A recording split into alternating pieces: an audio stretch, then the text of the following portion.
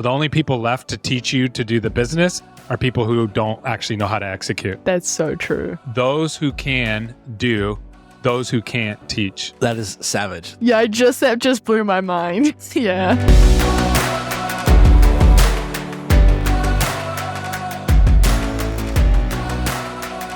Welcome back to a brand new episode of the 8-Figure Agency Show, where a successful entrepreneur and a soon-to-be successful entrepreneur help you with an 8-figure agency. And ladies and gentlemen, today, do we have an episode for you? We have brought on Stella Blomfield. She was one of the original episodes of the show. She was the first guest, and we brought her on about a year ago. A year later, Stella and I, believe it or not, this is serendipity at its finest. Because of 8Fig, and Gary, credits to you, it was because of your mastermind in 8Fig, Stella and I are now business partners, and I'll let Stella introduce herself. Hey guys, absolutely stoked to be here, and the journey that we've all been on, all three of us, and what we've done over this past year has been crazy. I'm really excited to kind of catch up, see how things have been on you guys' end, and just kind of chat through some crazy things that have happened. As Derek mentioned, we're now business partners, which is really crazy. Never thought that would happen as well, especially if you told me that at the start of that episode while I was watching that.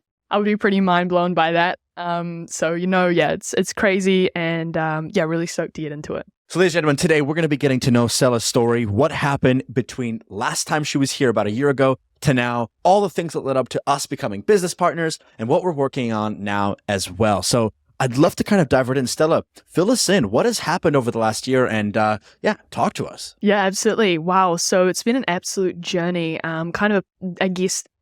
After we spoke, I probably had like one or two clients, I believe. So that was kind of crazy. And then when did we record the episode? Was it like April or May?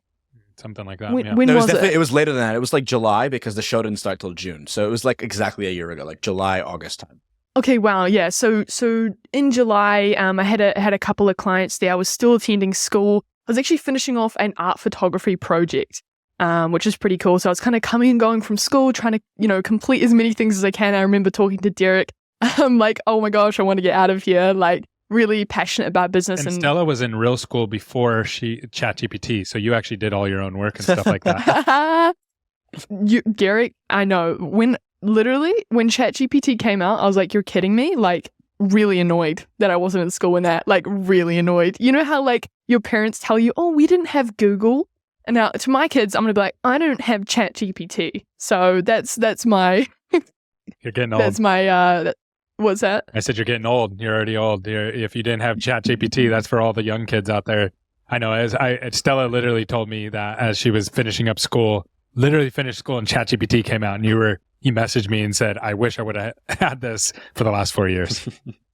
I know, it would have been so good. But so I was finishing up school for the past those past couple of months. I actually skipped exams. Let me wind back a little bit.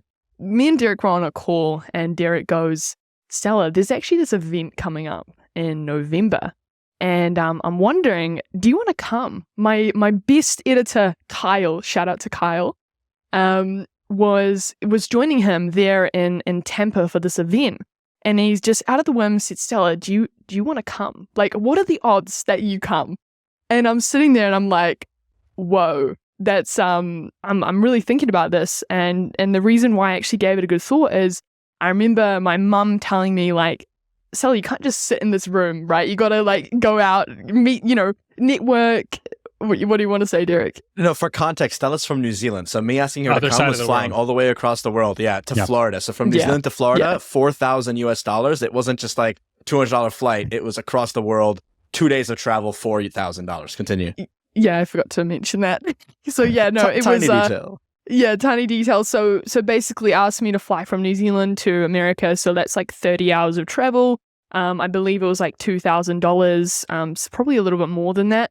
And so I was really thinking to myself, like, I just felt like I needed to go, because what else was I going to do and sit here and just do what I was doing? So I was like, okay, might as well go. So booked the flight. Honestly, initially I was really hesitant. I was really considering not going. I was sitting there talking to my mom about it, and I was like, I don't know if I felt really uncomfortable, but I was like Gary always says, you have to have that uncomfort for that growth. And I know, Gary, you do one thing every single year to like put yourself outside of your comfort zone. And that was definitely mine.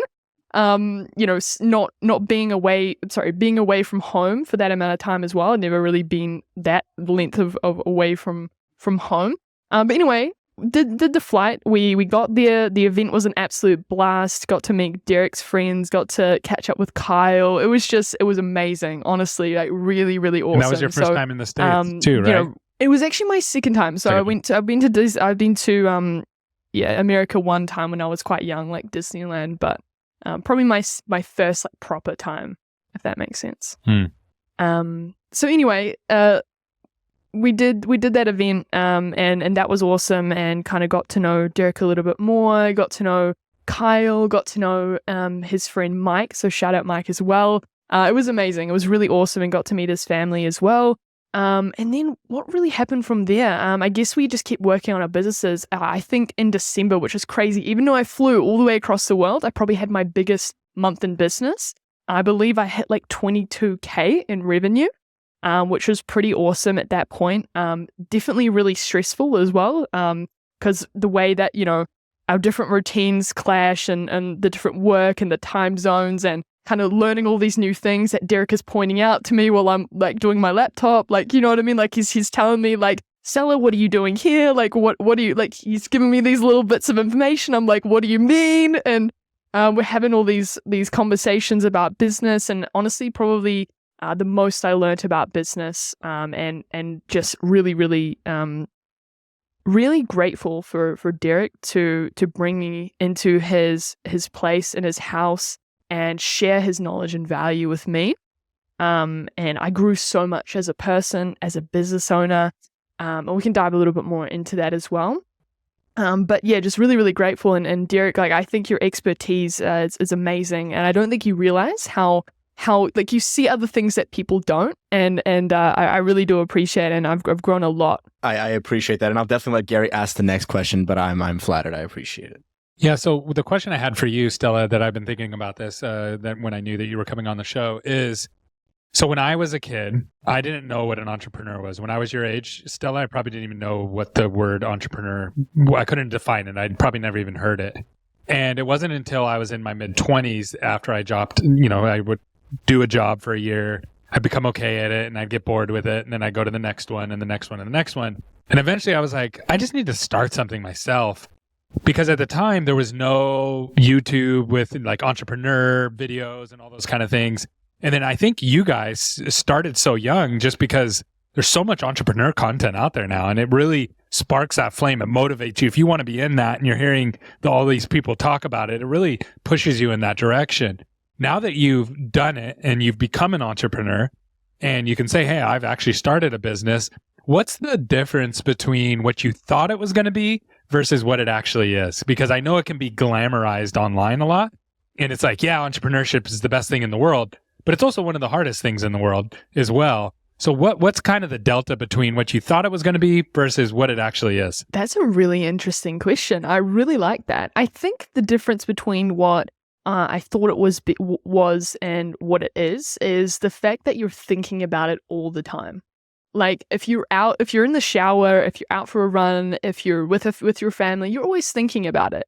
And I think but I don't think that's a bad thing. I think that's a good thing, because it means that you're passionate about what you're doing. It means that you want to be doing what you're doing, and you're almost using your subconscious mind to solve problems, which I think is important in all aspects, right? So I think that's the biggest thing, is like you're thinking about it all the time, and you're kind of worried about it all the time. You're always learning and growing. What are the other things? It's a really good question. I've never really thought about that before. I think the reality of what it is now is like it's like if you want to work on weekends, if you don't want to work on weekends, you're not an entrepreneur, because you're not an entrepreneur, but like you should reconsider. Because we're always doing something on the weekend, even if it's like replying to that message, right? And so it's really, I guess, one of the biggest lessons Derek and I have also kind of learned being in this journey together is setting those boundaries between work and life, and especially at a young age, I feel really grateful to have learned this quite early, and we're still learning this. It's like, okay, let's put our phone away. Let's leave it at home. Let's go for a walk. Let's go out. And I think that's been the biggest thing for us that has helped us find that boundary. And I think one of the most important things that like you have to learn to set those boundaries and that you control your schedule. Because I used to be taking like crazy calls at like 6 a.m. in the morning here in New Zealand because the time zone's so bad. But it's like, I actually had to just realize is like, hey, I don't want to let my clients dictate my schedule. I dictate my schedule, even though, yes, they're paying me, I still have to have that control and that authority, right? And that's really been important. That's probably the difference between what I thought and what it is. Just one quick thought, Derek, and then I would love to let you chime in here. So one thing that's really helped me is that I don't think the customer is always right. And I'll give you an example. I work with dentists, right? So if a dentist comes in and tells us how to do marketing, I already know we're going to fail. Similarly, if I go into a dental office and tell them how to do dental on me and say, nope, I want my teeth like this and do, now generally I want straight teeth. I want them pretty white. I don't want them super white, right? But I want them pretty white. And I want to be able to chew food and not have teeth falling out and those kind of things. So generally speaking, that's right. But like all the technicalities to get there, I don't know about that, right? Like the dentist has to be the expert on that. So that's something that's really helped me is that they're not usually going to be right. And that helps me in how I communicate as the person in authority. And the other thing that really helped me with one of those things that you're describing is that someone told me one time, because I had a client get really upset one time and just rip me up and down and just said awful things. And I talked to somebody who was an older guy that it was a mentor to me when I first got started. And he taught me this lesson. He said, Gary, you could go to Central Park on a hot sunny day and give away strawberry ice cream and for free. And he said, it's just a matter of time until someone gets mad at you because you don't have the flavor that they want. And he said, that's just, if you work with enough people, that's just going to happen. And you're not going to be able to make everybody happy all the time. It's just not possible. Even if you're the most amazing, and I'll give you an example of this, like a real world example. Elon Musk, he makes cars that people drive all over the country. People love them. I own 2 of them. But if you go and you watch videos on it, a lot of people complain about the quality of the cars. They have bigger gaps in the car. They're not lined up properly. And the reason for that is he would rather roll out a product than make the perfect product. And not everybody's going to agree with that, but a lot of people still like him. And some people trash him though. And that's Elon Musk.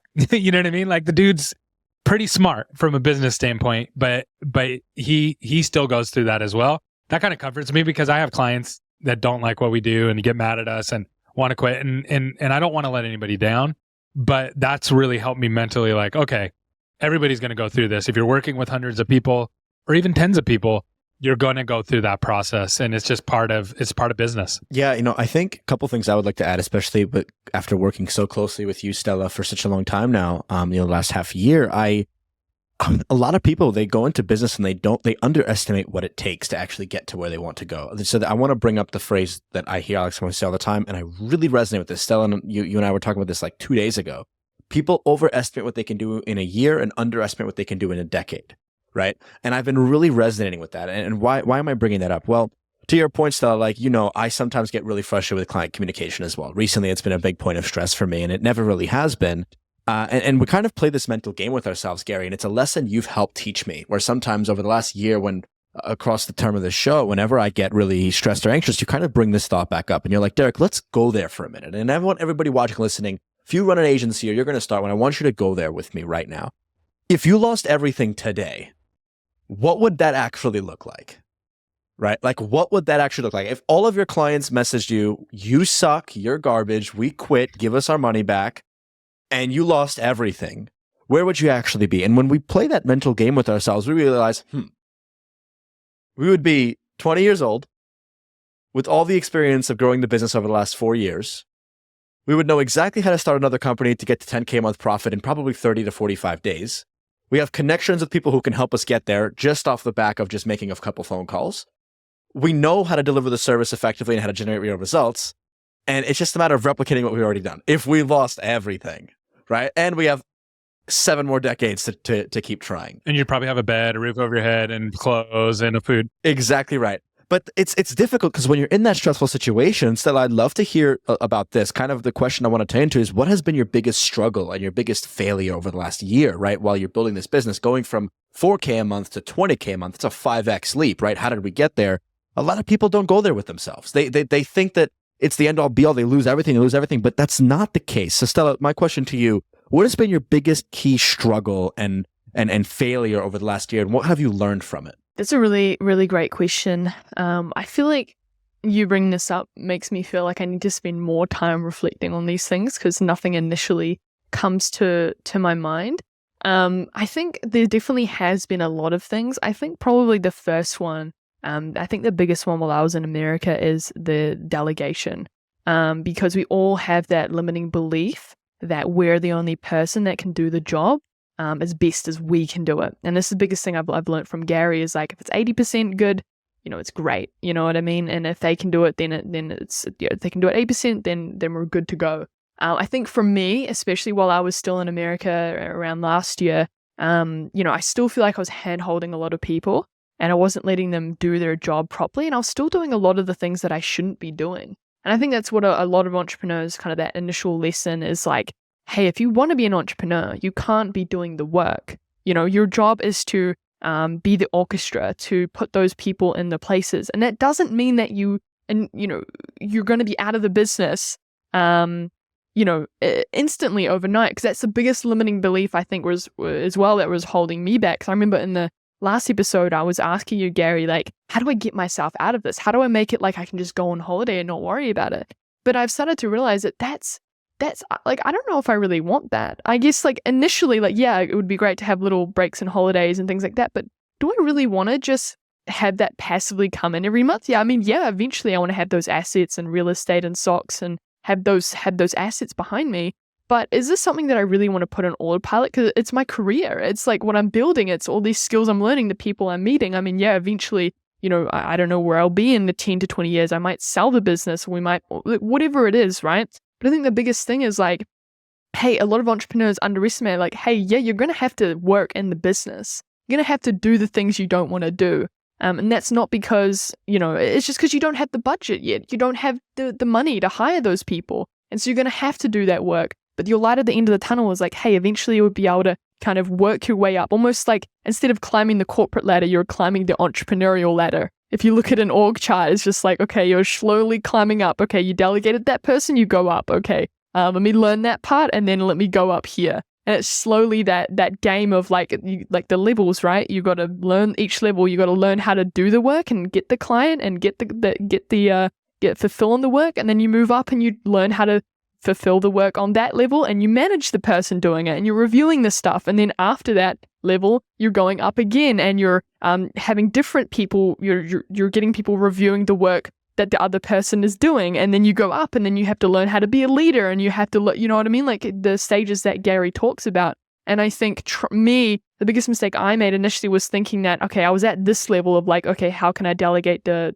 initial work? And I was trying to get like, okay, how can I get from there to like here in like, 30 days. I mean, like that's just not how it works. Yeah, skipping all the steps. So you have to put in that work to kind of move up those levels. And I guess to your point as well, Derek, like if you lose everything like that, even if, I was on, say if we look at the different levels like an org chart, if you can like, you probably like put a diagram up.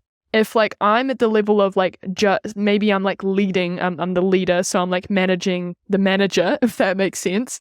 If I lost everything overnight and that was where I was in the level of the game, then I could get back to that level of the game in less time because I've already done it. And I know how to do it and I know what it takes and I know where I need to put people and I know how to fulfill the work and get the client and communicate and, manage the person and review the things, right?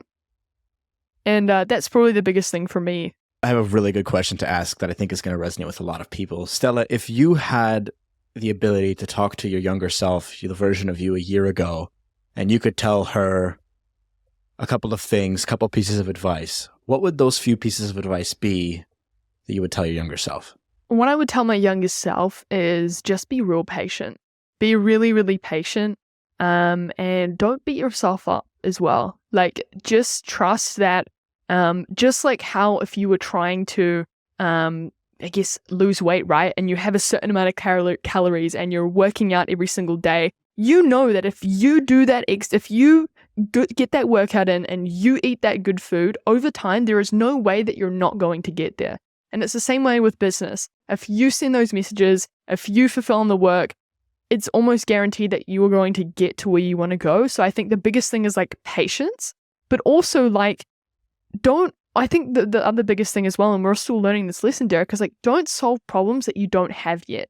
I would do that so often because I would be thinking about, oh, how am I going to create a SOP for this thing and how am I going to systemize it? When I shouldn't have been thinking that. I should have been thinking, how can I get more leads? How can I get more clients? How can I get more money? And how can I, hire the people that I need to, and then systemize and then go from there as well. So I think not solving the problems you don't have. And honestly, the biggest piece of advice I would give myself is just more outreach and more sales. The biggest thing, and I think in all things that, the biggest lesson that I've seen that I've learned from you, Derek, is like, let's not care about how we're going to fulfill the thing, which is the scariest thing to me, like really scary, because I'm the integrator. I want to know how this is going to work. Logistically, I'm thinking about all the technical things, and Derek's like, no, let's just sell this thing. We have no idea how we're going to fulfill on. And that's terrifying to me.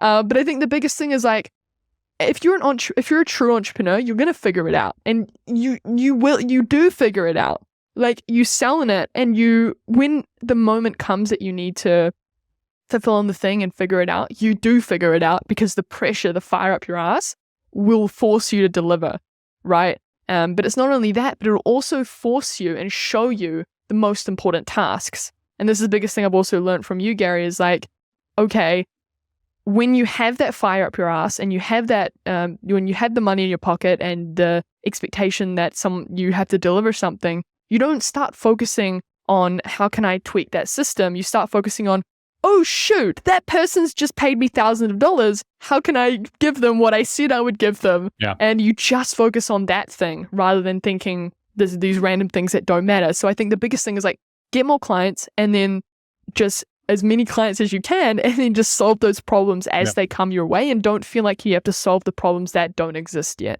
Yeah, I think it's important for people to understand that everybody starts somewhere, right? So who's the best basketball player of all time? Let's say it's LeBron James.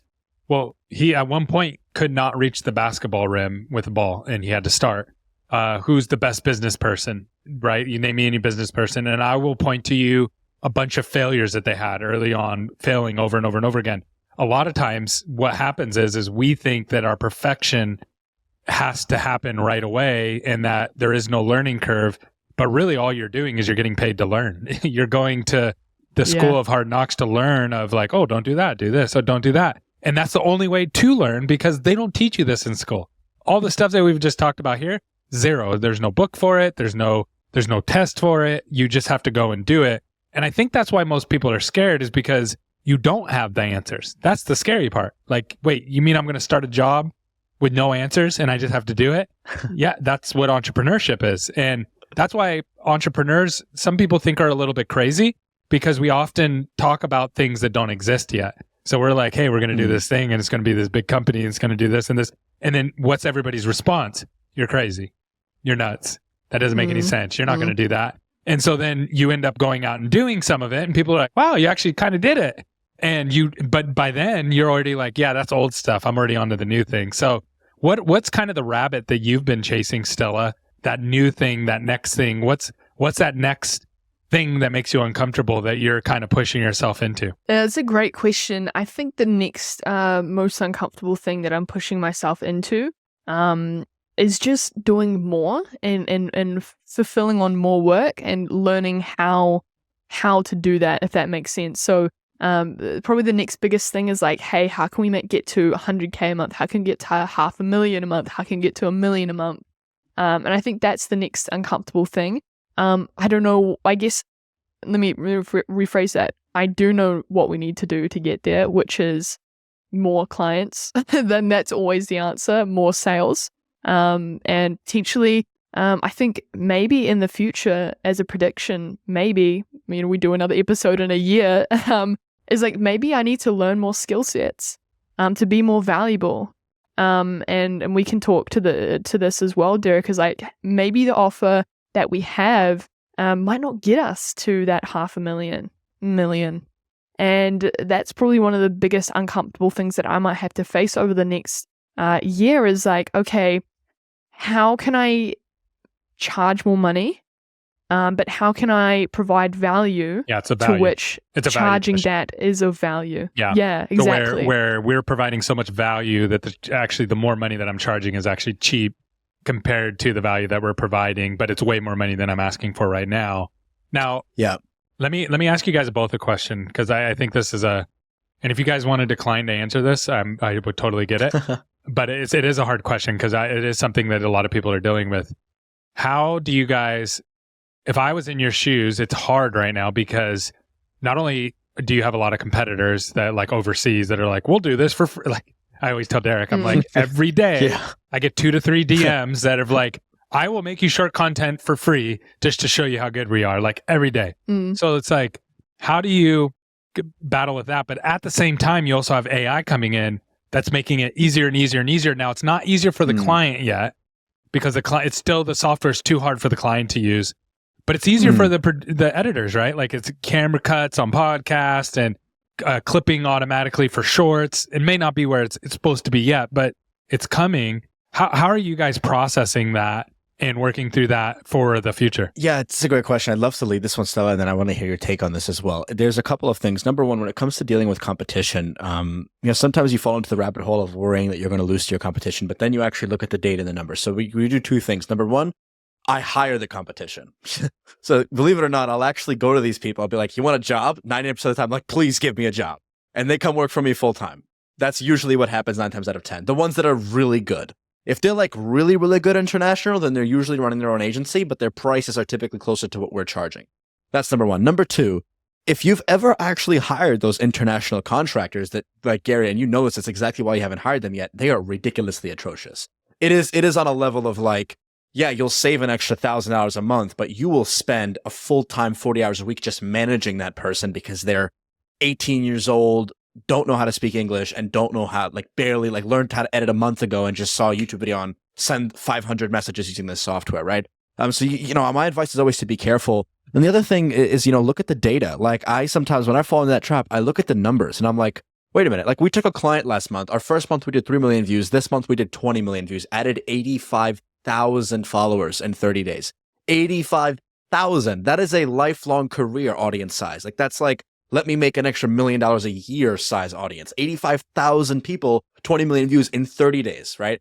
Like, so our thing is like results, right? And some people aren't competing on price. We try not to. And as for the AI thing, I mean, my thing, Gary, we talked about this in a previous episode. It's like, yes, that is our main competition.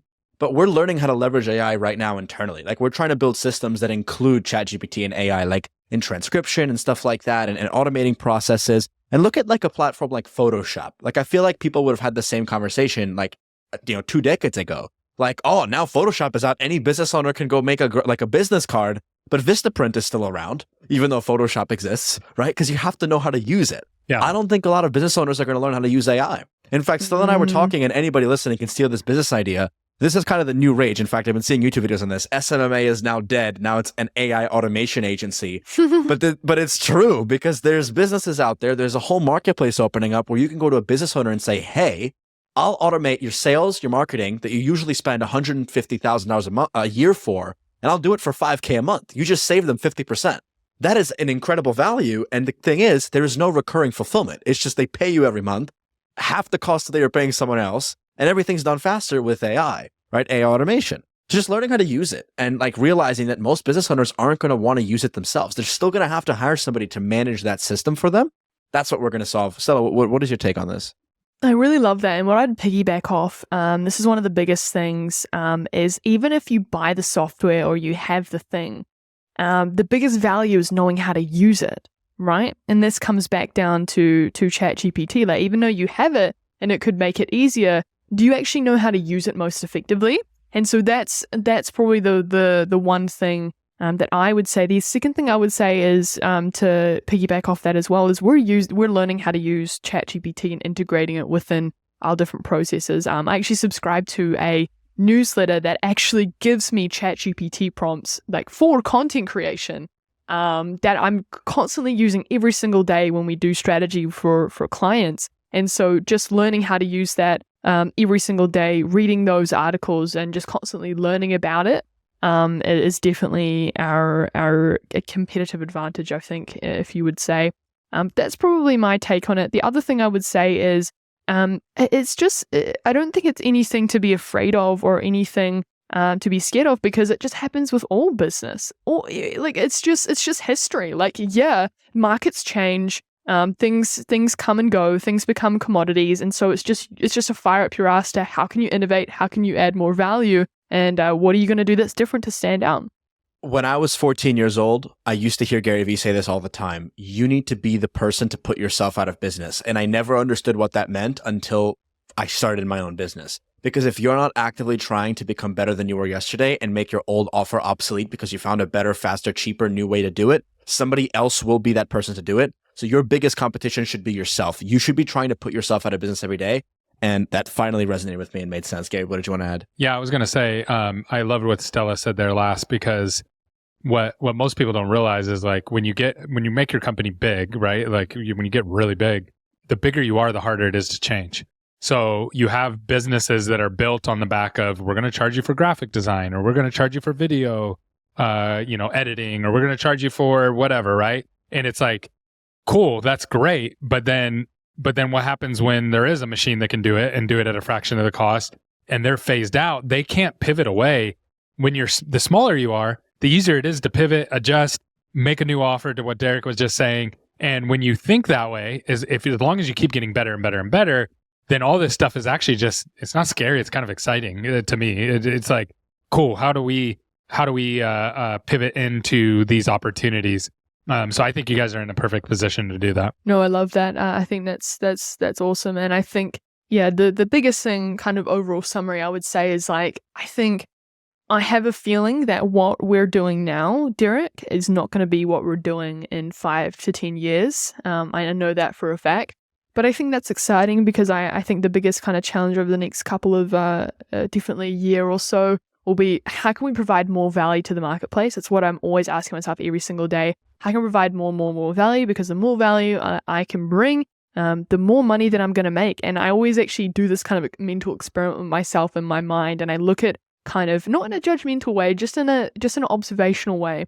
I look at the supermarket worker, I look at the doctor, or I look at the people online, and I'm thinking to myself, okay, that person is getting paid proportional to the amount of value that they're adding to the world.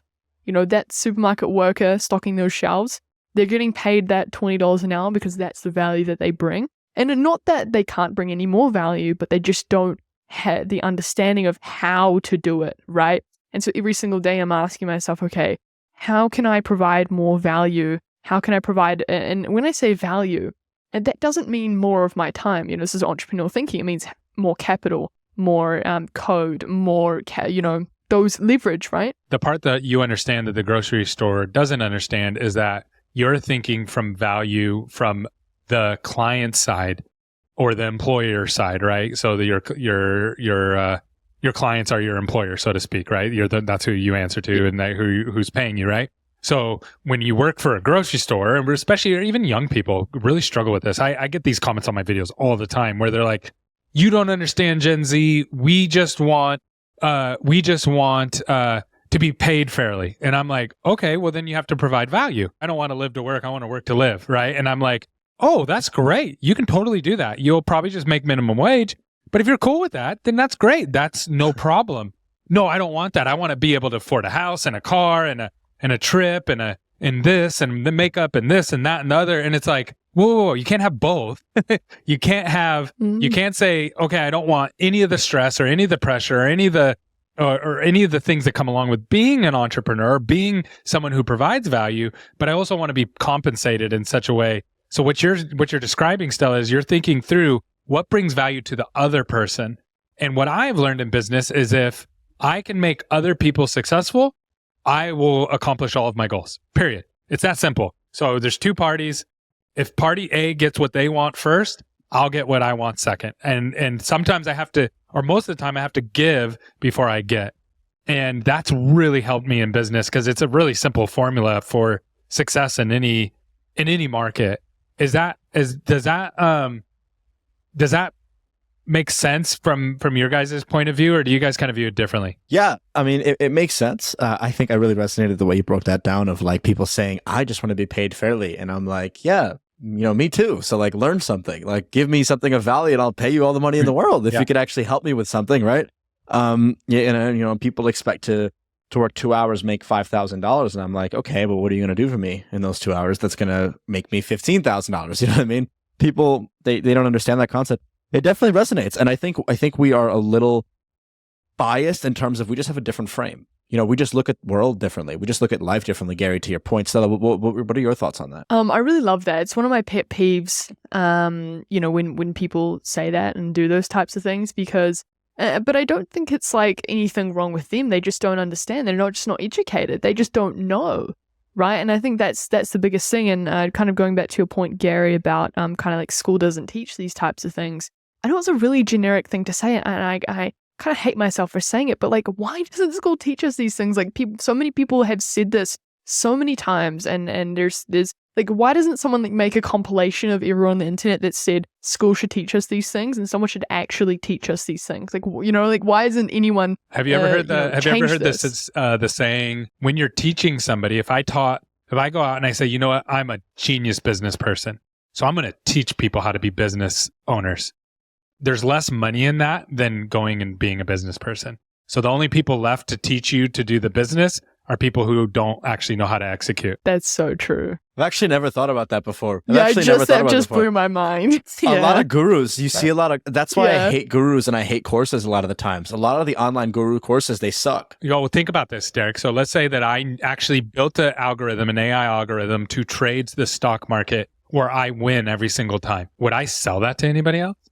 No, because I can you just go get rich off that. I would not tell anybody. In fact, it would be in my best interest to never, ever, ever talk about it with anybody. Not my wife, not my family, not my friends, no one. That would be in my best interest because that's how I'm going to make the most amount of money. Because if a bunch of people started using my software and they all started to win every single time, then it wouldn't work anymore. It would actually lose now. And so teachers teach because they can't do. Oh, wow. And so I can teach you business principles, but again, I'm not going to compete against myself and teach everybody how to create a dental marketing company from the ground up and give you every ins and outs and like spend, because that amount of time I spent teaching you and you're paying me $10,000, $20,000, I could just put that back into my business and make way more money. So that's why they don't teach those things in school. That's the long and the short of it. The people who are out doing it are actually making more money doing it than they would teaching it. This is why I love content. And this is why, Stella, you and I are building a business around content.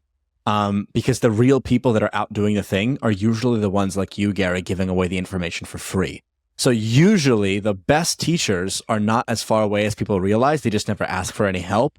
And the good teachers are usually putting out content for free on social media. Look at Alex Hormozi. Yeah. Right. Look at you, Gary. Look at Gary V. Right. Look at like all these people.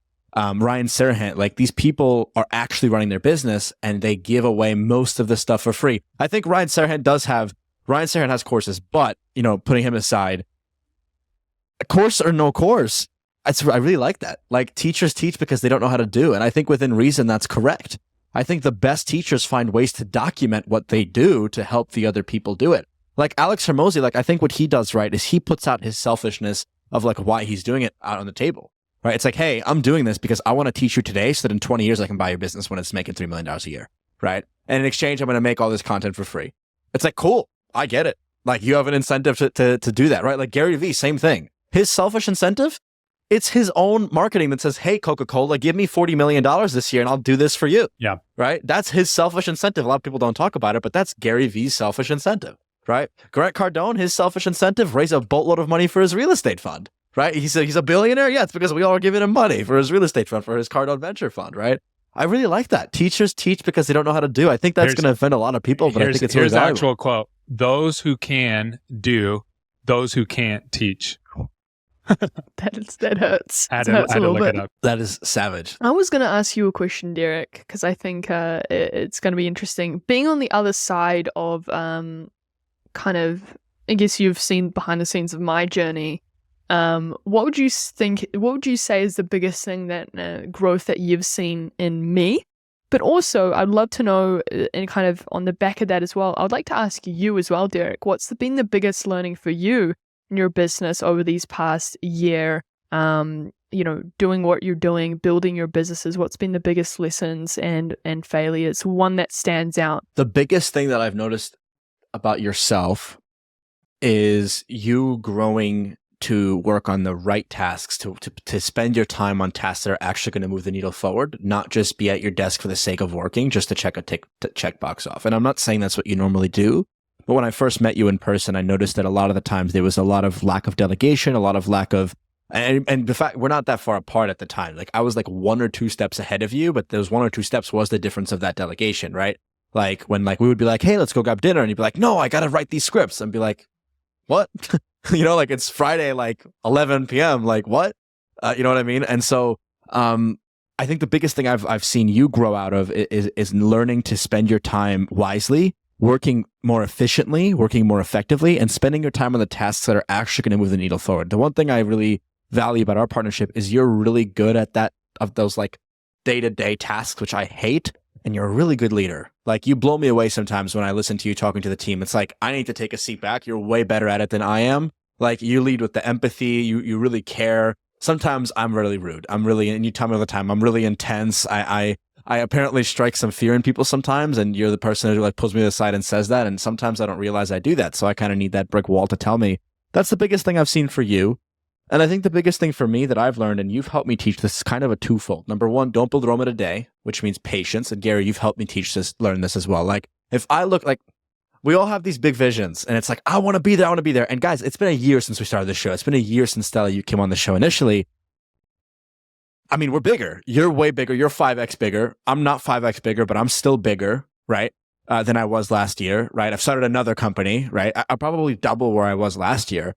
Am I at $100,000 a month? No. But am I double where I was a year ago? Am I getting 1% better every day? Absolutely. So am I going to get to that $500,000 a month next year? Probably not. Will I get there in a decade? Absolutely, with no questions asked, probably within the next half a decade to 6 years, right? So don't build Rome in a day, be patient. And just the second part of that is Stella, you've really helped me learn this. And Gary, you as well. I've done a lot of episodes on this. You need to have control over your mind. The biggest thing that has led to me struggling recently has been lack of presence in my day-to-day life. Too much anxiety, too much stress, burnout, because I'm not present. And Gary, you've helped me by like leaving my phone at home, not being on social media anymore. That's helped a ton. And Stella's helped me on like, hey, you need to learn how to ground yourself. You need to learn how to be present. Like, I'm not kidding. Like, I'm talking like meditation and yoga, like that type of stuff. And it works. Like, it really does. That stuff really works. It grounds you in the presence. And that's been my 2 biggest learning. Patience, don't build Rome in a day, and allow yourself, your mind and body, to act as one and to really grow. Because if you don't have control over your mind and you let your thoughts control you and you don't realize that your thoughts aren't you, you're never going to get to build the business you want to build. Period. It just won't happen. I want to ask you something, Derek, to be really specific for our audience and provide some value.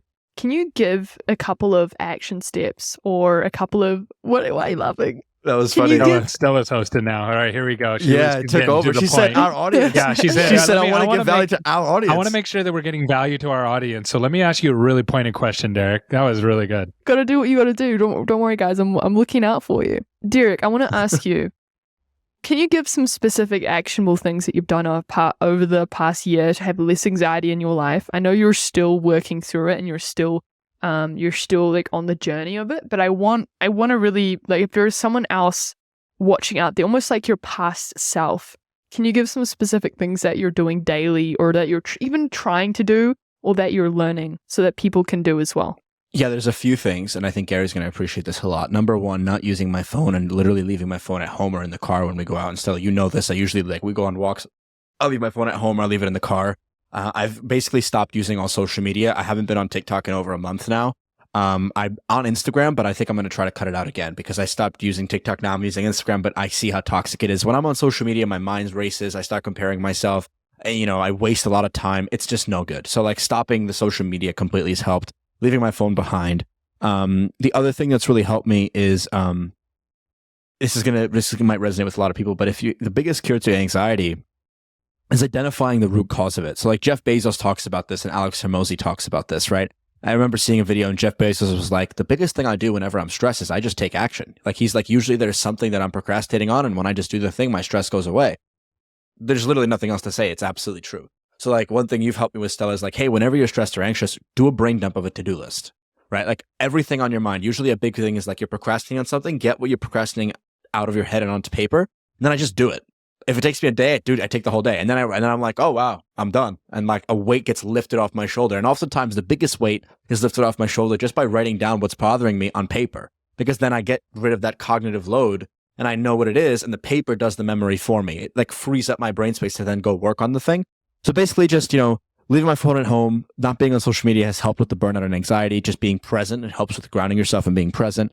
And just taking action. Something's bothering me, I just do it. I write a to-do list and I just take action on it. I'm anxious. Okay, what am I anxious about? Oh, I'm anxious about that. Well, how can I control the controllables to avoid that outcome happening? And Gary, you've been really effective in teaching that to me, and I think the audience as well. Yeah, I hope that provided some value. If you're anxious or stressed, do a to-do list and then just take action. And what about yourself, Gary? Like, I know you have a lot longer, bigger experience and been in the game longer. What's some things for you? I know you and Derek have talked about it in a couple of episodes, but what are some specific things that you do every single day? Non-negotiables. Like, hey, if I do these things, I'm going to be good. I'm going to provide value and love and light to the people in my life and do good work. That's so funny because none of it has anything to do with work. So number one is I wake up and I read my Bible. I pray every day. I try to do that before I like touch my phone, and then I work out, and then I walk about 10 miles every day on my treadmill just while I work. And those things help me because for me, I have to burn physical energy because I'm so high strung. Like I'm such like ADHD to the max that if my brain's tired but my body's not, it's all bad for everybody around me, including myself. It's just bad. So I have to really match that energy burn. I have to match my mental burn with my physical energy burn. And then I'm always just adding new things into my routine just to keep myself just on my toes. I have to keep just refreshing it. Right now I'm doing cold plunges every day. I have to change my workout routines, and not saying none of those things in themselves will make you successful. I'm not saying that because I know some people present that. I'm not saying that. What I'm saying is that I know that those things help me, and I keep adding them and changing them and changing things around on them. And I just have to keep doing those things. And then the other thing is that I have to take a break, even though I don't want to take a break. I take breaks because I have to, because I know I'll burn out. I've burnt out before, but it's been a long time since I've burnt out. And a lot of that has to do with because I'll just take a week and just unplug. And I have to do that, even though I don't feel like it. I don't like it. I would rather just work and just take occasionally days here and there, but I have to force myself to unplug. Real quick, I'd like to add that, but before we wrap up, Gary, to your point, I think a lot of people underestimate the power of 1 week off, even in like a year. So like, let me just share some personal anecdote on this. Like, I was really burnt out, and I think I still have some lingering effects of that if I'm being completely honest with myself and everybody watching and listening. And the biggest thing that helped me was I took like, I think at the peak, like 3 or 4 days, or it was just about a week. I was still working though. Here's the thing. I was still working. I can't like not work, but I completely unplugged from my phone. Like I'm talking like didn't use it. Like I would leave it at home at the gym. I would leave it at home when I went out. I wouldn't be using social media. It was call or text my family. That's it. And there was maybe an hour and a half of screen time every single day. And I really started to feel good. Like really present, really liking the little things. And I know this might sound cliche, but it's true. Like Stella and I were driving to the gym one day and I was like, Stella, when did the trees get so red? And she started laughing. She was going crazy. She's like, Derek, it's been happening for a month. I was like, Stella, I swear to you, I swear I didn't notice it because I was so in my head. I didn't notice the colors around me. I didn't notice that the leaves were changing color and all this other stuff. Burnout's a tricky thing, but Gary, taking that week off, it's so sustainable for long term. If you don't do it, you will burn out. Like I don't care who you are, it will happen. The last thing I wanted to add to that as well, and it kind of just reminded me as well, is I think a lot of us forget that when we're feeling anxious or a little bit down, as in like our body is also attached to our mind. So if your mind is feeling clouded, like go for a walk outside or go like do some stretches because like it would take some deep breaths. Like for me, like when I'm in that mind space, I'm like, oh, actually, like I'm kind of like slouching a little bit. I haven't really very shallow breaths, and you kind of just forget, right? And that's some things that I've kind of mentioned to Derek is like, okay, like I think we did like a couple of stretches, and I feel like you should explain how did that feel, Derek, when we did those stretches? Like, what was your reaction? It felt really good. You start to really feel present in your body, and you start to get out of your own head, and then you kind of relax because all you're focusing on is the stretch. So yeah, try some yoga, guys. It helps. Gary, you ever done yoga? No. You should try it. You should I try do. it. I stretch and stuff. I like pray in the morning and stuff, and then I stretch when I work out. And stretching definitely helps me physically. But my thing with working out is I want that to be the hardest thing that I have to do all day. So after I'm done with my workout, I've already done. There's nothing I'm going to face that's going to be harder than that. Really? That's. I might have to start doing that. That's really interesting. Yeah, that's my mind. That's my mindset on it. I think there's a psychological principle around that, Gary, when like that's why like people like doing cold showers and cold I remember hearing, I think maybe Andrew Huberman talk about this, where like if you do the hardest thing first, it gives you almost like the idea of making your bed. It gives you that momentum and motivation to be like, oh, that was hard. It sets your expectation of like, that is really hard. Now everything I have to do, even if it's hard, it's going to be easy. It's going to feel easy because you've already set the expectation of this is really hard. Now all these hard things are going to be easier. Yeah. So I like that. I really like that. The other thing that helps me with focus and not feeling tired is intermittent fasting really helps me. For me, I may not work for other people, but not eating until about, like right now I'm just eating lunch. It's about 2 p.m. and I'm having my first meal of the day, and I've only had coffee and water before that. So that helps me because if I eat in the middle of the day, I feel sluggish and it just slows me down. So one more question I want to quickly ask you, Gary. I'd be really interested in this. Okay, before we wrap up, is Derek and I get something called a midday crash at 2 to 3 p.m. We look at each other. We've just maybe finished eating some lunch. We just came back from the gym, and we look at each other. We've got something to do, and we're like, we want to take a nap right now. Do you face that, and how do you overcome a midday slump, if so? So I used to, but that was back when I was just eating. Like, are you guys going to restaurants and eating and stuff? No, we usually just have, just cook at home. Like what? What do you eat? Usually we'll have like mince and rice or chicken and rice or maybe eggs or something like that. So like, ground beef. Mince is ground beef. Okay, yeah, I was going to ask. I don't even know what that is. So and then that's your first meal of the day, usually? No, that's lunch. No, we have second. Yeah, that's lunch. So we'll have breakfast at about like I have breakfast about like 7 and Derek like 8 or 9. Yeah. For me, I number one, I'm walking all day, and that really helps me focus and keeps me kind of going. And then I have like ridiculous amounts of caffeine, but I drink a ton of water too. But then my first meal is like way later in the day. So by the time I get it, I feel really light, but it's not heavy. It's like vegetables and hummus and hard-boiled eggs. And so when I eat it, it doesn't feel heavy. I don't feel tired. Now, if I had like a burrito or something, then I'm like, man, I'm kind of tired. I feel, it just totally slows me down, and I feel like I need to take a nap. But yeah, I feel like food has a lot to do with that. That was interesting. I think for a second there, Gary, we had our show taken over by Stella here. Yeah, that's exactly what happened. All of a sudden, we're like stretching and like what to eat. I don't know what happened. Sorry, guys. If I had it my way, we'd pivot the show to that. No, just kidding. Talk all about stretching, yoga, and mindfulness. No, but in all seriousness, that was a lot of fun. At least, Gary, we know that we can take a hiatus and Stella can take over the show and talk about the stretching and stuff. No, but ladies and gentlemen, we hope we were able to provide you some value. Stella, we really appreciate you taking the time to come back on the show. I can't wait for the update episode if we do one next year, and it's going to say that 19-year-old making $200K per month. Okay, like that's going to be next level. Let's 10x it this time. Let's double what you did this year. So super excited. I think, Stella, you serve as an inspiration to other people who are 16, 17, especially girls who want to do something a little bit less traditional, but don't know where to go. You are that inspiration. You are that light. So to anybody watching, listening, who might have a daughter who they think might have some entrepreneurial tendencies, show them this episode and the first episode we did to Stella so they can see what is possible in the world for them Ladies and gentlemen, thank you so much for watching and listening to this episode of the 8 Figure Agency Show. If you've liked what you've heard, consider subscribing to the YouTube channel, leaving us a comment on this video, and if you're listening on Spotify, Apple Podcasts, consider leaving us a review. We are growing, and we're going to keep growing. Ladies and gentlemen, join the fun over on TikTok, Instagram Reels, YouTube Shorts. We do over 3 million views a month there. Join the party. You're missing out if you're not already on there. We're about to cross almost 10,000 followers on Instagram.